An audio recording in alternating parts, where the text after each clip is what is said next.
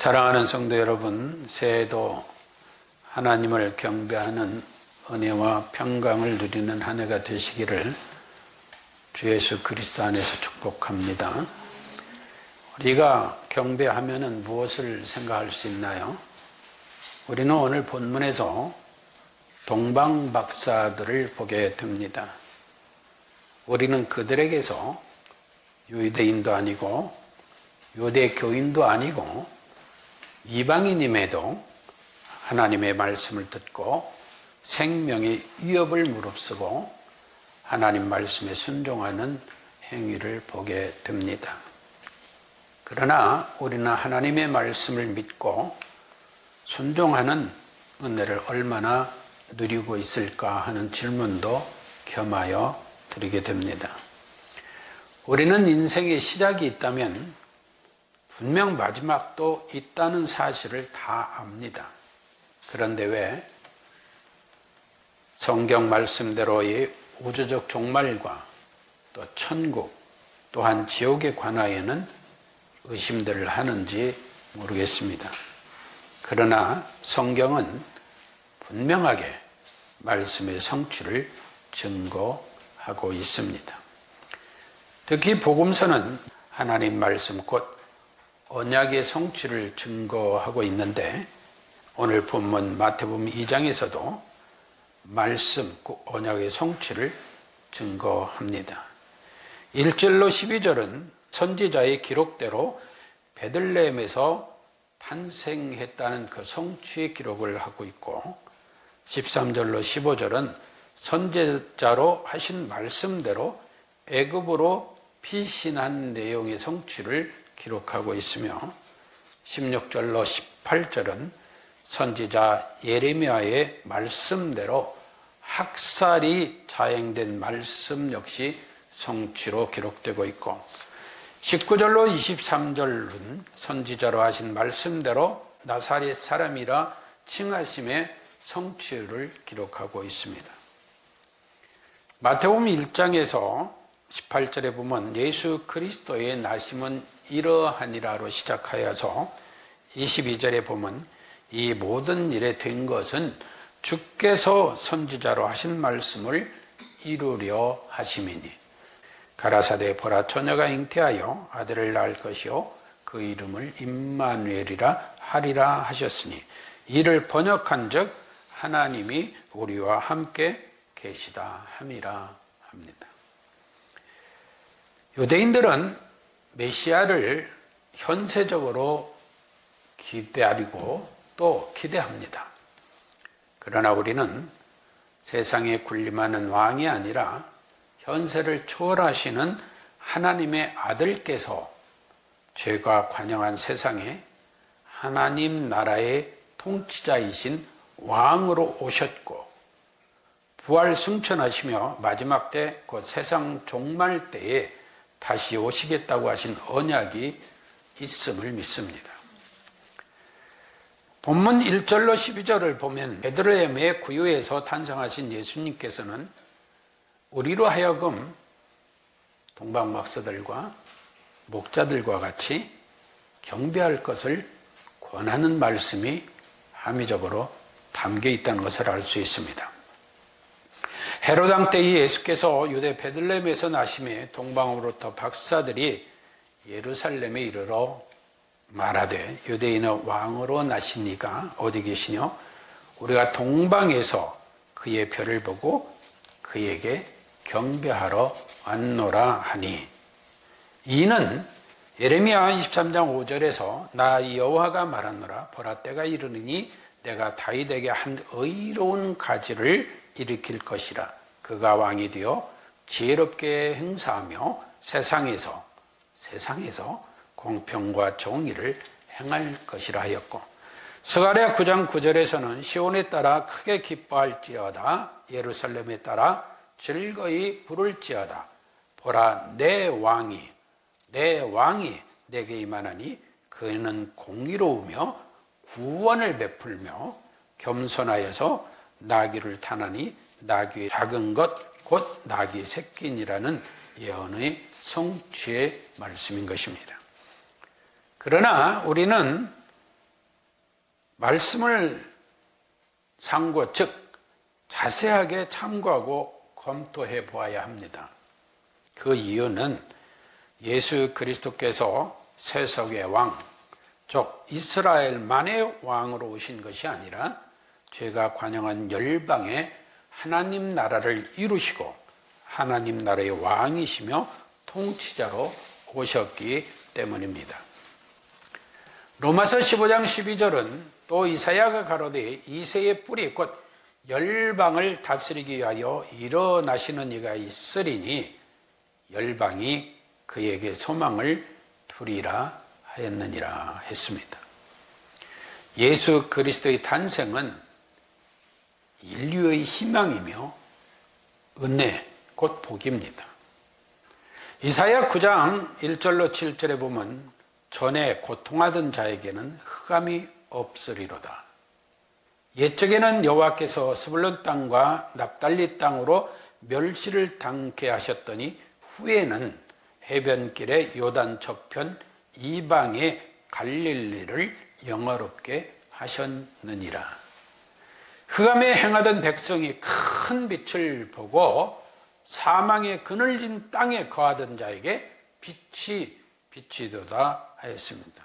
그러면서 6절로 내려가서 이는 한 아기가 우리에게 낳고 한 아들을 우리에게 주신 바 되었는데 그 어깨에는 정사를 메었고 그 이름은 기묘자라 모사라 전능하신 하나님이라 영존하시는 아버지라 평강의 왕이라 할 것임이라.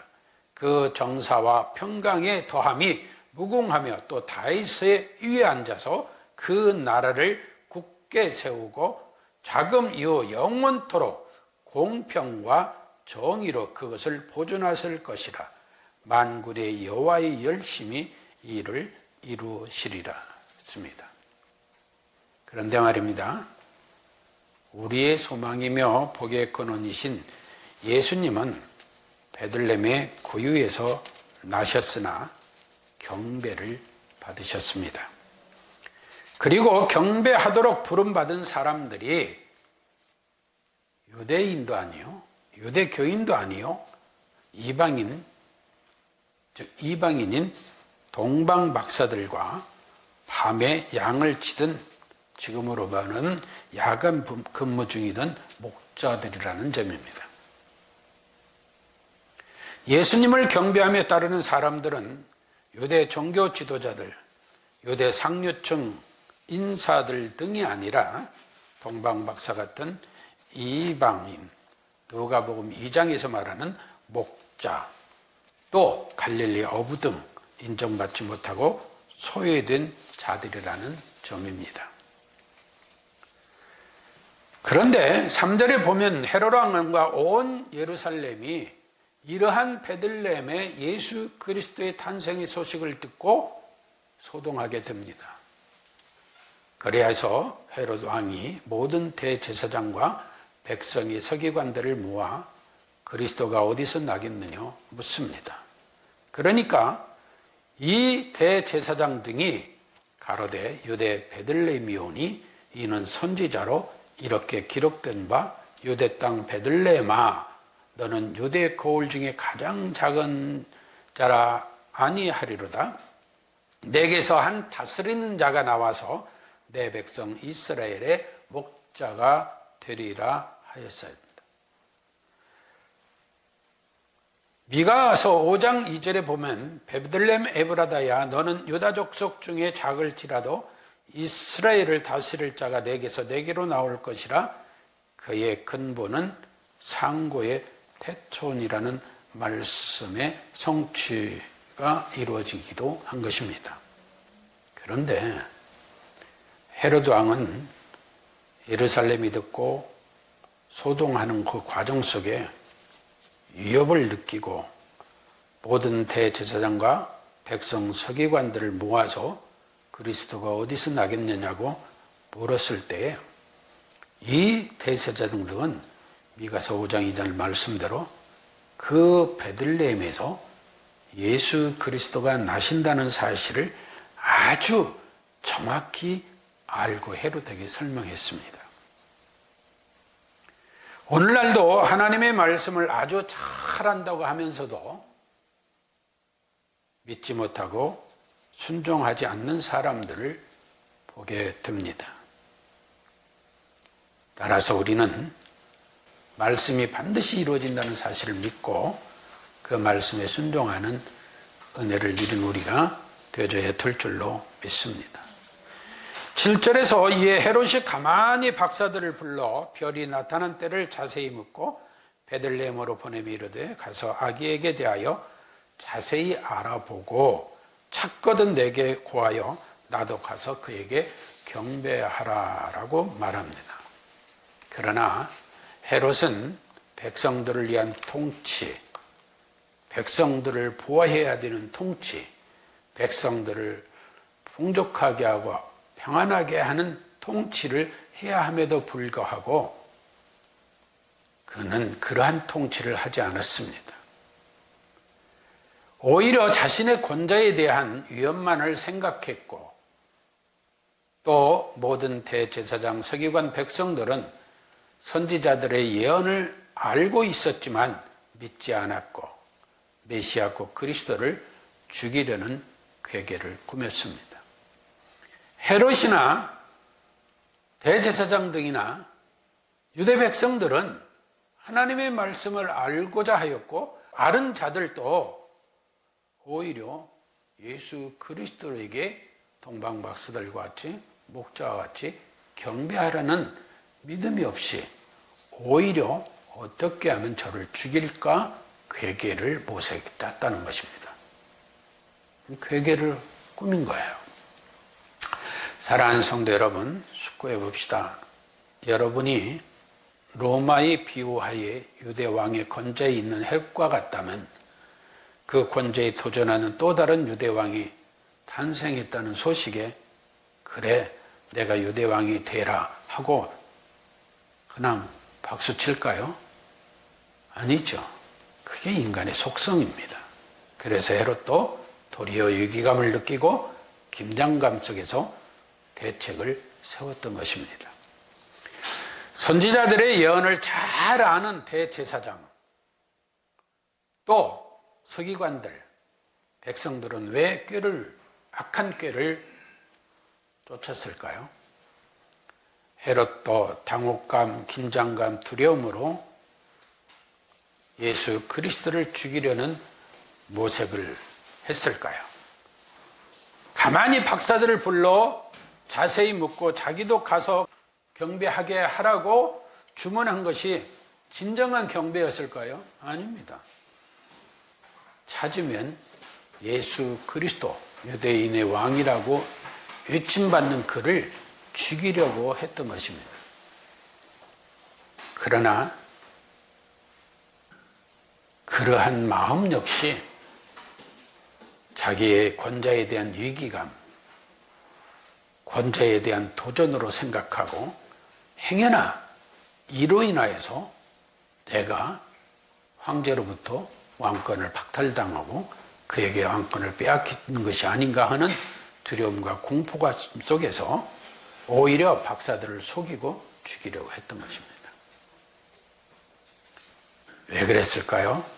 다 원수마귀 사탄마귀의 욕망이 그의 마음을 지배했기 때문입니다. 구절을 보면 박사들이 왕의 말을 듣고 갈새 동방에서 보던 그 별이 문득 앞서 인도하여 가다가 악이 있는 곳 위에 머물러 섰는지라 저희가 별을 보고 가장 크게 기뻐하더라. 여기서 보면 별을 보고 가장 크게 기뻐하더라. 가장 크고 크게 기뻐하더라. 그러니까 얼마나 기뻤는데 아주 극치의 기쁨을 표현하고 있는 거예요. 그래가지고 집에 들어가 아기와 그 모친 마리아에 함께 있는 것을 보고 엎드려 아기께 경배하고 보배합을 열어 황금과 유황과 모략을 예물로 드리니 꿈에 헤롯에게도 돌아가지 말라 지시하심을 받아 다른 길로 고국에 돌아가니라 했습니다. 여러분 보십시오. 동방 박사들이 경배하러 온 하나님의 아들 예수 그리스도의 출생은 죽임, 박해의 시작이었지만 동방박사나 목자들은 최상, 극치의 경배를 아기 예수께 드렸던 것입니다. 하나님께 영광을 돌리고 찬양한 목자들은 얼마나 그들이 기뻤으면 하던 일을 놔두고 달려갔습니다. 그 내용이 누가복음 2장 10절로 12절에 잘 드러나 있습니다. 그 지경의 목자들이 밖에서 밤에 자기 양떼를 지키더니 주의 사자가 곁에 서고 주의 영광이 저를 두루비치매 크게 무서워하는지라 천사가 이르되 무서워 말라 보라 내가 온 백성에게 미칠 큰 기쁨의 좋은 소식. 그냥 기쁨의 좋은 소식 해도 되는데 여기서 최상급으로 큰 기쁨의 좋은 소식을 너희에게 전하노라. 그러니까 너희가 지금 목자로서 양을 지키는 일도 중요하지만 더 너희가 정말 상상할 수 없는 아주 기쁜 좋은 소식이 있다. 그걸 너희에게 전한다. 그러면서 오늘날 다윗 동리에 너희를 위하여 구주가 나셨다. 그러니까 구주가 나셨는데 그분이 누구냐? 곧 그리스도 주시니라. 너희가 가서 강보에 쌓여 구유에 놓인 아기를 보리니 이것이 너희에게 표적이니라 하였습니다. 여러분, 유대인들은 다윗 같은 왕권을 가진 메시아를 기다리고 있었는데 베들레헴의 마옥간의 구유에서 메시아 곧 그리스도가 탄생하셨다는 거예요. 그는 13절에 호련히 허다한 천군이 그 천사와 함께서 하나님을 찬송하며 가려 지극히 높은 곳에는 하나님께 영광이요 땅에서는 기뻐하심을 입은 사람들 중에 평화로다니라. 여기서 땅에서는 모두에게가 아니고 기뻐하심을 입은 사람들에게 평안. 이게 헤롯이나 대제사장, 서기관, 예수님을 궤계로 잡아 죽이려는 백성들, 이들은 예외라는 얘기예요. 그런 원수방이 사탄마귀의 궤계에 매여 있는 자들이 아니라 하나님이 기뻐하심을 입은 사람들 중에 그들에게 평화가 있다 이 말이에요. 천사들이 떠나 하늘로 올라가니 목자가 서로 말하되 이제 베들레헴으로 가서 주께서 우리에게 알리신 바 이 이루어진 일을 보자 하고 빨리 가서 마리아와 요셉과 구유에 누인 아기를 찾아서 보고 천사가 자기들에게 이 아기에 대하여 말한 것을 고하니 듣는 자가 목자에 하는 말하는 일을 기이 여기되. 그러니까 사람들이 다 기뻐한 것이 아니라 듣는 사람들 중에 이상하게 여기는 사람도 있었다는 거예요. 그러나 마리아는 이 모든 말을 마음에 지키어 생각하니라. 목자가 자기들에게 이르던 바와 같이 듣고 본 그 모든 것을 인하여 하나님께 영광을 돌리고 찬송하며 돌아갔다 했습니다. 성경은 산들이 녹으며 별들이 떨어지는 현상, 또한 산들이 노래하며 나무들이 뛰며 춤을 추는 현상, 또 체질이 뜨거운 불에 불어지고 땅과 그 중에 있는 모든 일이 드러나는 현상, 각 섬도 없어지고 산악도 간데 없어질 것이라는 예언. 이 모든 말씀은 천체와 만물을 다스리는 창조주 하나님을 증거하고 있습니다. 그런데 생각해 보세요. 오늘 별이 어떻게 가다가 인도했잖아요. 어디서 머물렀어요? 그 예수님 탄생하시는 베들레헴 구유, 베들레헴에 그 예수님 탄생하시는 곳에 머물렀어요. 여러분 생각해 보세요. 별이 가다 머물르면 어떻게 되는 거예요? 그냥 별은, 유성들은 그냥 뚝 떨어지잖아요. 근데 이 별은 가다 머물렀어요. 이게 전체가 오직 거기에 집중됐다는 거예요. 이게 제 생각입니다. 그런데 성경에 그런 천체를 주관하고 다스리는 사건들이 많이 기록되어 있어요. 그래서 많은 신학자들은 거기에 대한 여러 가지 해석들을 붙이고 있어요. 그런데 우리는 우리의 사고나 과학적인 증거로 인해서 얘기하기도 합니다. 그렇죠. 여호수아 10장 12절로 13절에 보면 여호와가 아모리 사람을 이스라엘 자손에게 붙이시던 날에 여호수아가 여호와께 고하되 이스라엘 목전에서 그러되 태양아 너는 기브온 위에 머무르라. 달아 너도 아얄론 골짜기에 그리할지는 게 해도 멈추고 달도 멈추는 일이 벌어졌어요. 13절에 태양이 머물고 달이 그치기를 이렇게 돼 있어요. 이렇게 되면 어떻게 되는 거예요? 네? 하박국 3장 11절에 보면 주의 나르는 살의 빛과 주의 번쩍이는 창의 광채로 인하여 해와 달이 그 처소에 멈추었다고 그랬어요. 해와 달이 멈췄어요. 작금에 일본의 7.6의 대지진과 여진으로 많은 사람들이 죽고 큰 어려움을 겪고 있습니다. 그런데 태양이 중천에 머물고 달이 머무르면 지진에 피하겠어요? 네? 어떻게 생각하세요? 그래 되면 어떻게 될까요? 그냥 한번 생각해보세요. 하나님, 이거 뭐예요? 하는 생각. 근데 있는 그대로 믿어. 무지하게 믿는 게 신앙이에요. 무지하다면 이상하네. 어? 정말 하나님의 말씀을 신뢰하고 믿는 게 신앙이에요.